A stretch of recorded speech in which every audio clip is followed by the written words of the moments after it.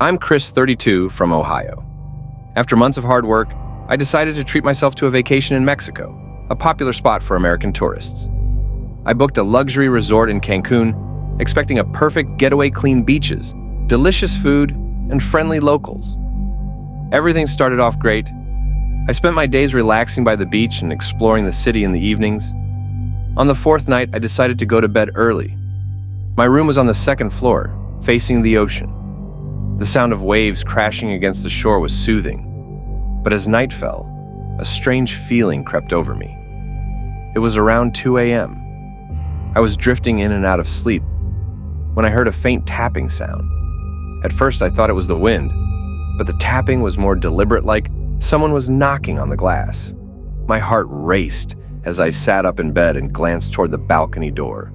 The curtains were drawn, but could make out a shadow outside. My stomach dropped. Someone or something was standing on my balcony in the darkness. I couldn't move, frozen in fear, just staring at the shadow. The tapping came again, louder this time, like it was trying to get my attention. Then the shadow shifted, and I heard a low, raspy voice. "Let me in." I grabbed my phone, hands shaking, and called the front desk. Whispering, I said, "Someone's outside my balcony. Please send someone quickly." They promised to send security right away. A few minutes later, I heard a knock on my door. 2 security guards checked the balcony and the area around my room, but they found nothing. One of them said, "Maybe you were just tired and imagined it." It sounded logical, but couldn't shake the feeling that something wasn't right. I tried to calm myself and forced myself to sleep that night. The next morning, as I packed to leave, I saw something that made my blood run cold. There was a handprint on the outside of the glass door right where the shadow had been standing. I'm never going back to Cancun.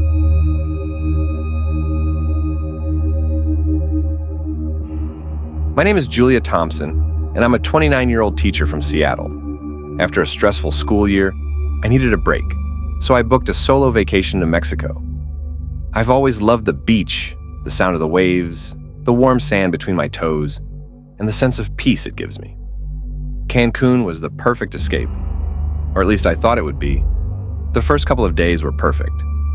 I stayed at a nice resort right on the beach, spent my mornings reading under a palm tree, and my afternoons floating in the ocean. Everything felt like a dream. That was until the third day, when things took a turn for the worse. It was late afternoon and the beach was quieter than usual. The sun was starting to set, casting a golden glow over the water. I had just finished a long walk along the shore and found a spot to sit and watch the waves. That's when I first saw him. He was standing about 50 feet away, a man in his late 30s or early 40s. He wore sunglasses and his face was hard to see. At first, I didn't think anything of it, just another tourist enjoying the sunset, right? But something felt off.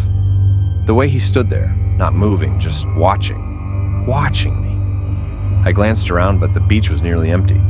A few couples far down the shore, but no one close enough to notice. My heart started beating faster, but I told myself to relax. Maybe he was just daydreaming. I picked up my towel and started walking back to the resort.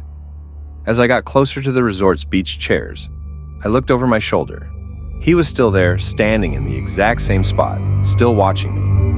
My stomach knotted. I quickened my pace, telling myself one I was being paranoid. But I couldn't shake the feeling that something was wrong. That night, I couldn't sleep. Every little sound outside my room made me jump. Around midnight, I decided to step out onto the balcony for some air. As soon as I stepped out, I froze. Down below, near the beach, I saw him again. The same man, standing alone in the dark, looking up at the resort. My breath caught in my throat. What was he doing there? The beach was closed at night, and there was no reason for anyone to be out there. But there he was, standing as still as a statue, his head turned up toward my room. I rushed back inside, closed the curtains, and locked the balcony door. I told myself I'd report it to the resort security in the morning. The next day, I tried to forget about the man and enjoy my vacation. But everywhere I went, I felt like someone was watching me.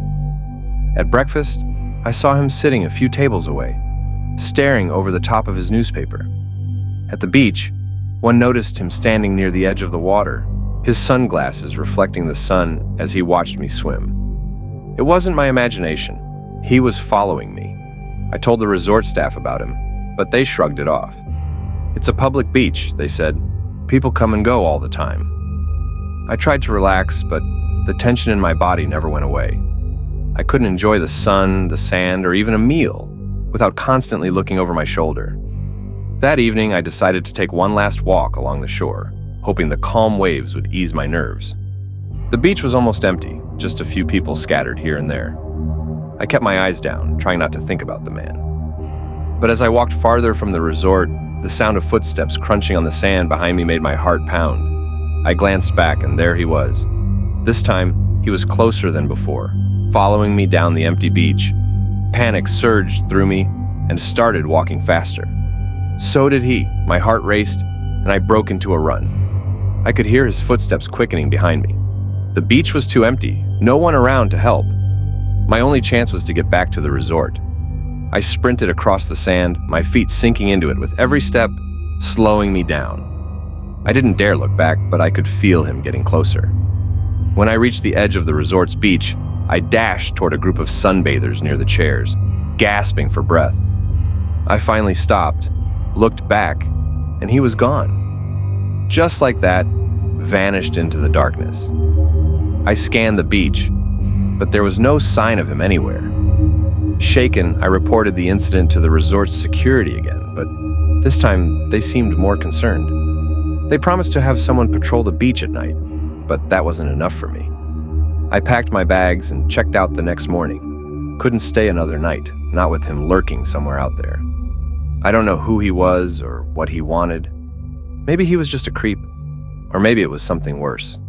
All I know is that my relaxing beach vacation turned into a nightmare, and I haven't set foot on a beach since.